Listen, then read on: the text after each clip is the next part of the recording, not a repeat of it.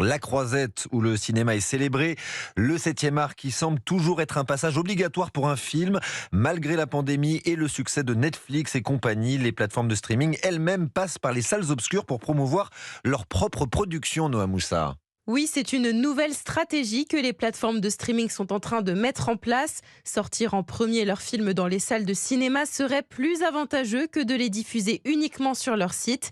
Éric Marty est directeur général de l'Institut de mesure du box-office Comscore. Sur un film qui représente un investissement conséquent, en fait, ça ne crée pas suffisamment de nouveaux abonnés pour rembourser l'investissement. Donc ça peut être fait une fois, deux fois, trois fois pour lancer une plateforme, mais l'équation économique est déficitaire. C'est si vous créez encore plus de force sur cette marque en le sortant en salle que ça devient vraiment un film reconnu par le grand public, que ça génère du revenu. Plus de profit pour les plateformes donc, mais aussi plus de nouveaux talents et d'investisseurs pour les cinémas. Ça va faire d'autres films, ça va financer des projets, et donc ça peut être extrêmement positif. On rentre dans une logique vertueuse. Là où la logique était mauvaise, c'était quand on était dans l'affrontement et dans l'exclusif. À ce jour, seul Netflix ne souhaite pas diffuser ses films sur le grand écran, ne voulant pas aider les cinémas à faire revenir les spectateurs dans les salles.